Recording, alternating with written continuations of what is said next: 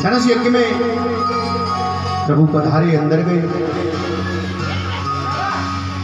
और वहां पर कुबलिया कीड़ नाम का हाथी है, उसको उद्धार किया और जो वहां पर जो धनुष था उस धनुष को उठाया, प्रभु ने उसके 3 टुकड़े कर दिए। और जैसे ही धनुष को तोड़ा तो वहां तो हलबली मच गई, सब भागने लग गए, कंस महाराज के पास पहुंचे। अरे महाराज आपने ये क्या कर दिया, क्यों बुला लिया इनको? इन्होंने तो वो धनुष तोड़ दिया जो शंकर भगवान ने आपको दिया था और कहा था जो इस धनुष को तोड़ेगा वो तुम्हें नहीं छोड़ेगा। कंस महाराज तो घबरा गए। इधर कृष्ण बलराम जैसे ही उस धनुष यज्ञ में अंदर जैसे प्रवेश करते हैं तो सबको भगवान अलग अलग रूप में दिखाई दे रहे हैं, क्योंकि भगवान के अनेक रूप हैं। कि जाकी रही भावना जैसी, जाकी रही भावना जैसी, जाकी रही भावना जैसी, जाकी रही भावना जैसी, प्रभु मूरत देखी तिन तैसी, प्रभु मूरत देखी तिन तैसी। भगवान को जिस भाव से भक्त देख रहे हैं वहां पर सब बैठे हैं, जो जिस भाव से देख रहा है भगवान उसी भाव से उसको दिख रहे हैं। जो शत्रु है उनको शत्रु के रूप में दिख रहा है। बालक वृद्ध जो भगवान के जो भक्त बैठे हैं उनको भगवान के रूप में दिखाई दे। सबको अलग अलग भावनाओं से कृष्ण बलराम दिखे। और मेरे गोपाल ने चांडूर से युद्ध किया, बलराम ने मुष्टिक से दोनों को पटक करके जमीन पर पटक करके दोनों का उद्धार कृष्ण बलराम ने कर दिया। छलांग लगा करके कंस के सिंहासन पर चढ़ गए। अब कन्हैया इधर कन्हैया है, इधर बलराम है। छलांग लगा करके जैसे ही कंस के सिंहासन पर चढ़े और चढ़ करके जैसे ही कंस के केशों को कन्हैया ने पकड़ा तो कंस कहता अरे लाला छोड़। लेकिन कन्हैया कहता है कि मामा जी हम पर तो पकड़बो ही आवे, छोड़बो नहीं आवे। पर मामा जी आपको आज पता लग रही है बालों को केशों को पकड़ने से लगती भी है। उस दिन जब आप मेरी माँ को देवकी माता को विदा करने के लिए जा रहे थे, आपने मेरी माता के केशों को पकड़ करके रस्से से नीचे खींचा था। उस दिन आपको नहीं पता था कि केशों को बालों को पकड़ने से लगती भी है। आज आपको पता चला, क्योंकि जब तक कोई पीड़ा अपने ऊपर नहीं होती है दूसरे की पीड़ा वो पीड़ा नहीं दिखती है। कि जाके पग नहीं फटी ही बेबाई, जाके पग नहीं फटी बेबाई, जाके पग नहीं फटी बेबाई, जाके पग नहीं फटी बेबाई, सो का जाने पीर पराई, सो का जाने पीर पराई। जब तक कोई कष्ट अपने ऊपर नहीं होता दूसरे का कष्ट वो कष्ट दिखाई नहीं देता, वो दुख दिखाई नहीं देता है जब तक अपने ऊपर नहीं बीतती है। अरे मामा आपको पता लगी बालों को पकड़ने से लगती भी है। कंस कहता है लाला छोड़, लाला छोड़। कन्हैया ने कही अब तो खाने लगा के छोड़ेंगे, वैसे न छोड़। मेरे कन्हैया ने जैसे केशों को ऊपर से छोड़ा और कंस मामा को जैसे पीछे से धक्का दिया, ऊपर से कंस लुढ़कता लुढ़कता नीचे तक आया और उसका उद्धार हो गया। मेरे कन्हैया ने बाल लगा दिया। बोले बाल कृष्ण लाल की।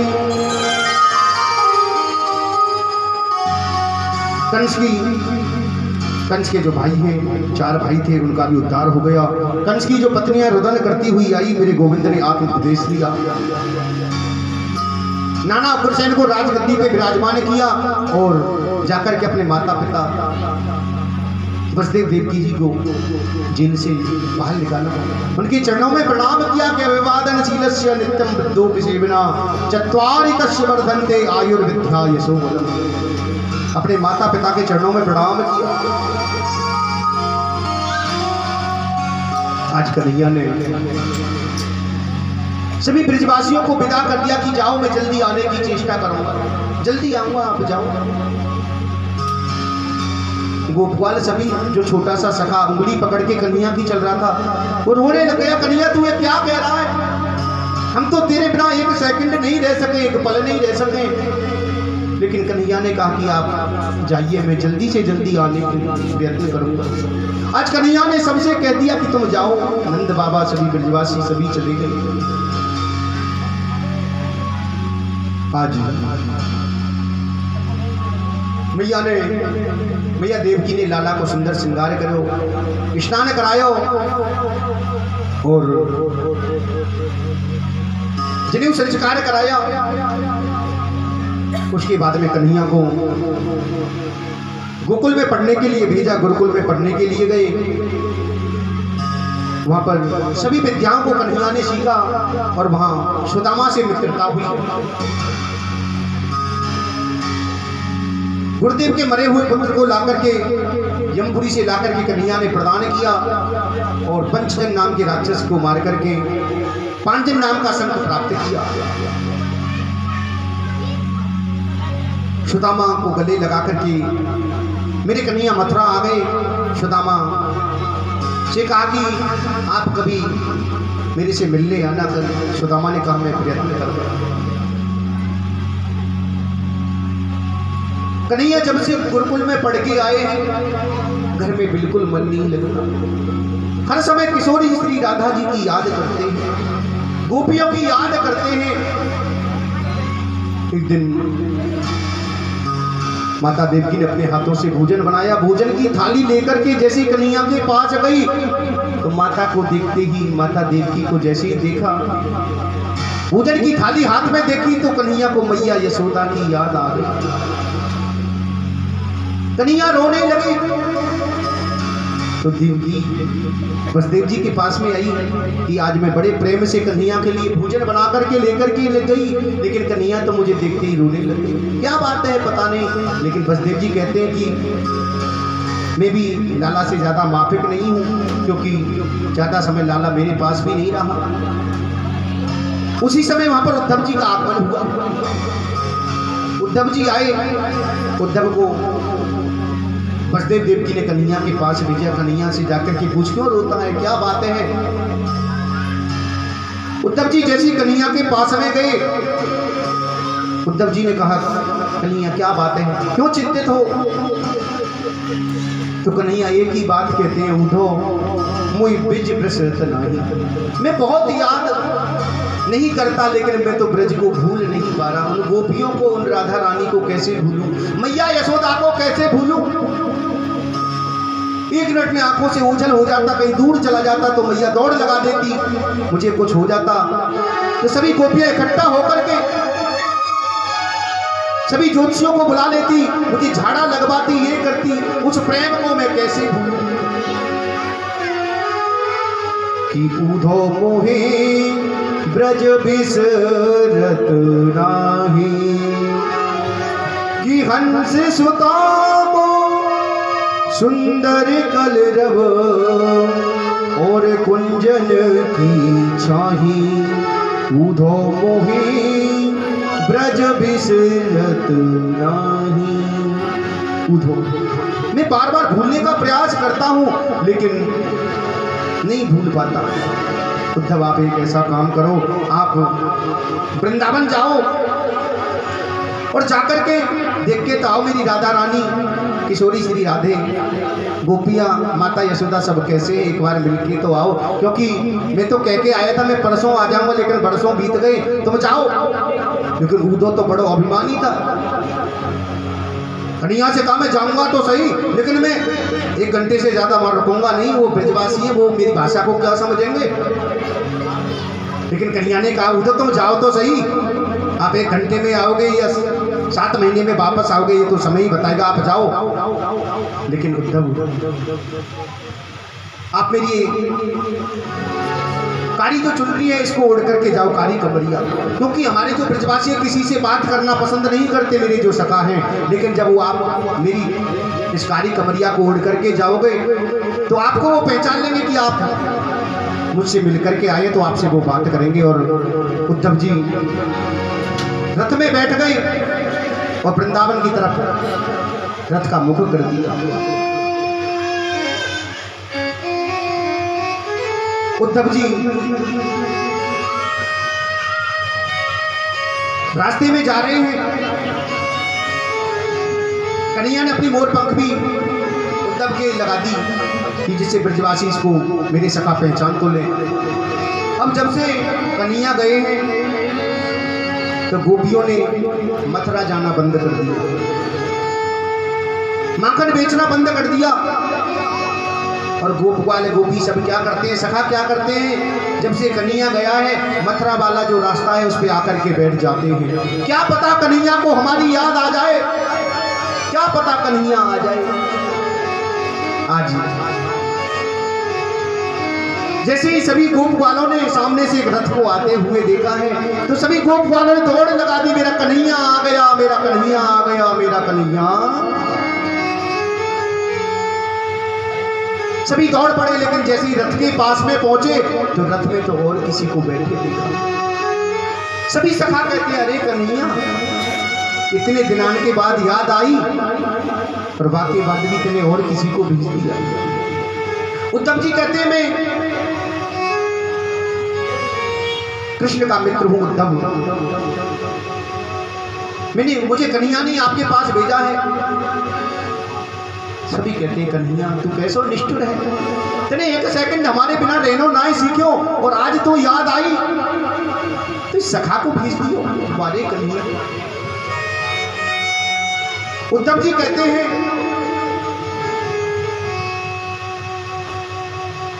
कि यशोदा जी का महल किधर है, मुझे यशोदा जी से मिलना है, राधा रानी से, गोपियों से, सभी से मिलना है। तो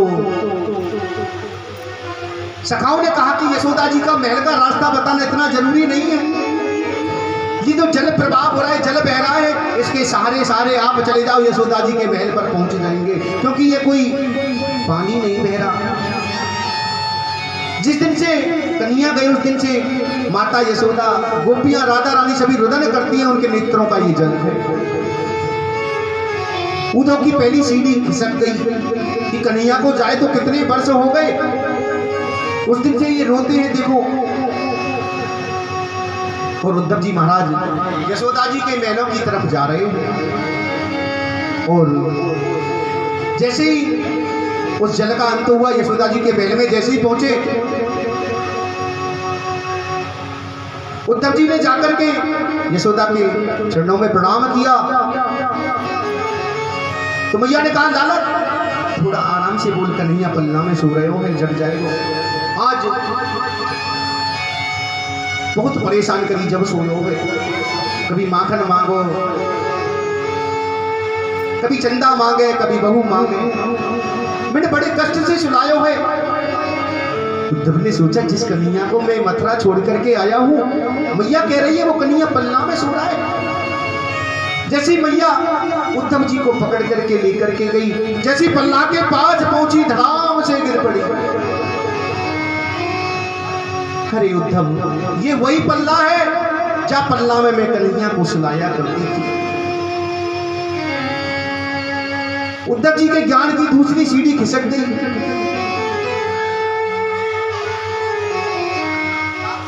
माता से पूरी रात्रि वार्ता हुई। उसके बाद में उद्धव जी ने कहा कि मां, मैं किशोरी श्री राधा जी के दर्शन करना चाहता हूं, गोपियों से मिलना चाहता हूं। लेकिन उद्धव जी सोचते हैं, जब मेरी हिम्मत माता यशोदा से बात करने की नहीं हुई तो गोपियों से, राधा रानी से कैसे बातें करूंगा। उद्धव जी जहां पर किशोरी श्री राधा बीच में बैठी हैं, इधर उधर सब गोपियां बैठी हैं, वहां से थोड़ी दूरी पर एक झुंड के पास में उद्धव जी खड़े हो गए, सारे दृश्य को देखती हैं। सभी गोपियां आपस में बात करती हैं कि कन्हैया मेरे सपने में आए,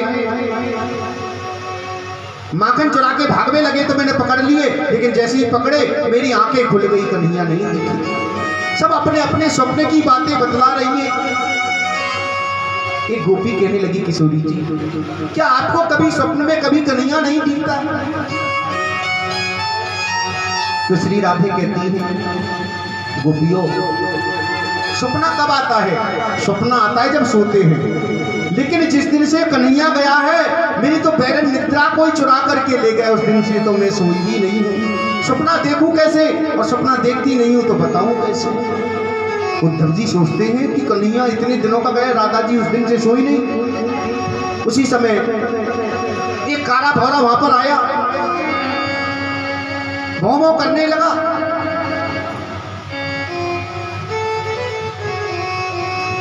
तो राधा जी कहती है कि भोरे हमने अपने जीवन में सारे कार्य अजमा लिए, इन कालों से कभी प्रेम मत करना। हमने प्रेम किया था कन्हैया से, हमको छोड़ करके चला गया, हमने क्या बिगाड़ा था उसका? उद्धव जी आकर के किशोरी श्री राधा के चरणों की धूली को प्रणाम करने लगे, गोपियों को प्रणाम करने लगे। गोपियों मैं आपको नहीं, आपके चरणों को नहीं, आपकी चरणों की धूली को प्रणाम करने के भी काबिल नहीं है कि सब कुछ के परीक्षा देते, अब कौन सी राह चले संसार। ये ऐसा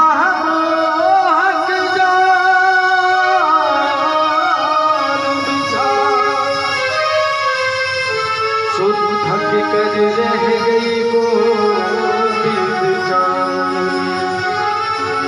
कि सोच समझ कर सौदा कीजिए, ये नंद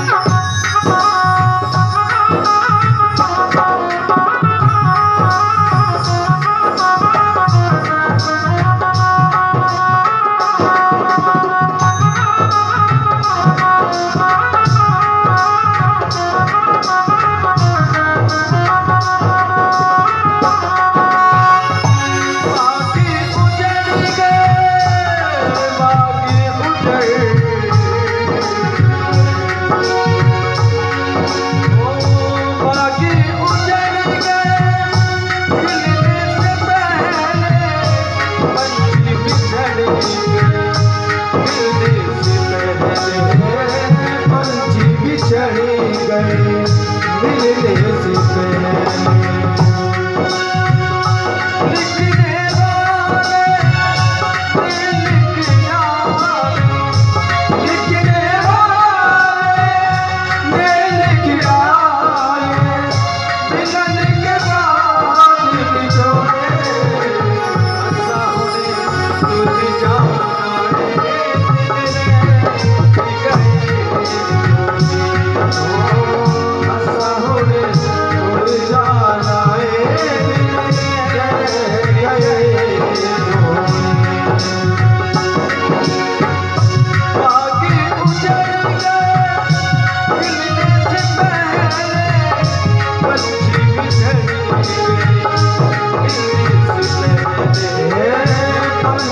बिछड़ गए मिलने से पहले। कोयल